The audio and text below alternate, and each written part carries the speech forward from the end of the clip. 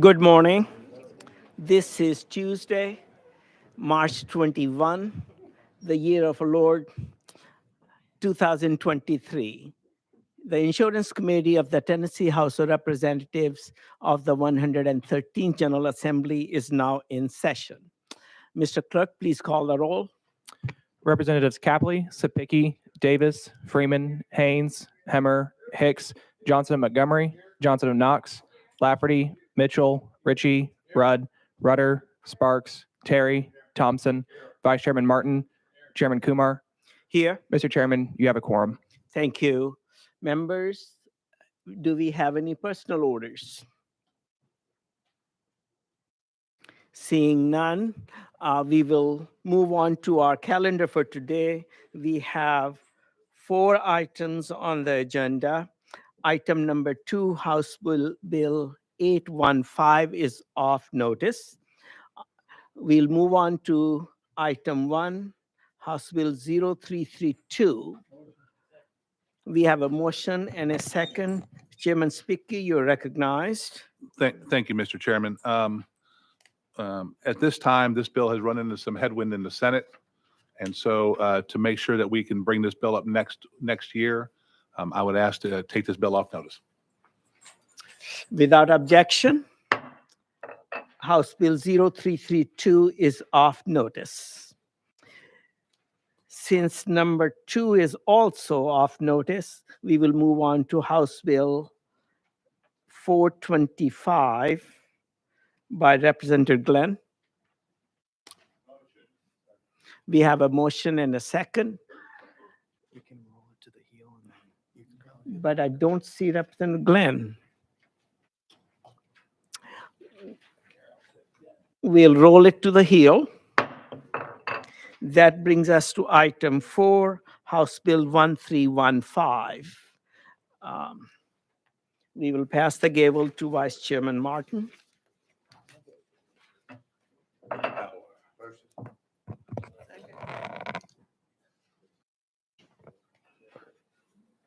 Chair Mark Kumar, you are recognized. Wait. Thank you, Mr. Chairman. House Bill 1315 is the result of a weight reduction and chronic weight management task force that was established last year. This has to do with the chronic health problems, including weight reduction and obesity. As you know, this is a major problem in our society. It affects adults and children both. It's a complex, multifaceted phenomena. It increases the possibility of heart disease, stroke, diabetes, vascular disease. 1 out of 5 children in the state of Tennessee are obese. And under Public Chapter 373, Chronic Weight Management Task Force was established. And the recommendations have been now available. And that includes to enhance Tennessee state insurance coverage progress for obesity, treatment of patients over 21 years of age with obesity medications under 10 care, and a pharmacist collaborative practice agreement. With that explanation, Mr. Chairman, I renew my motion. Thank you, Chairman Kumar. Members, are there any further questions for the sponsor?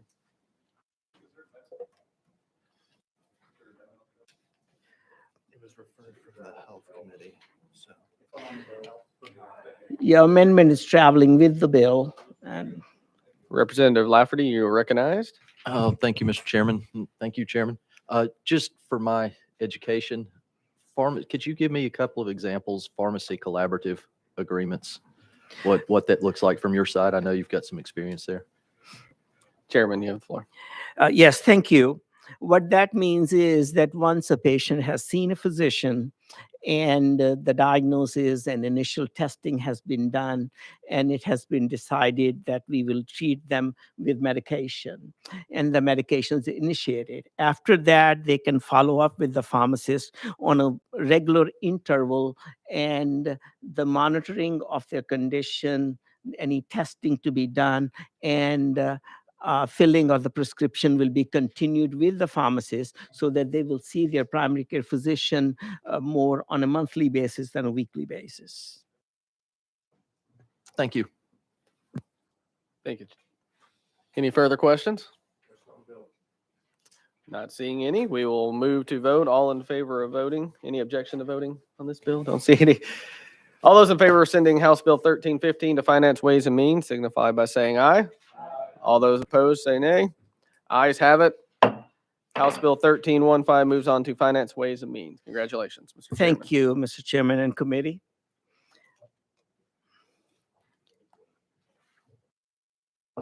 We'll come back to item number 3. That is House Bill 0425 by Representative Glenn. We have a motion and a second. Is there an amendment? No. And we have an amendment. Representative Glenn, well, I have a barcode number 6034.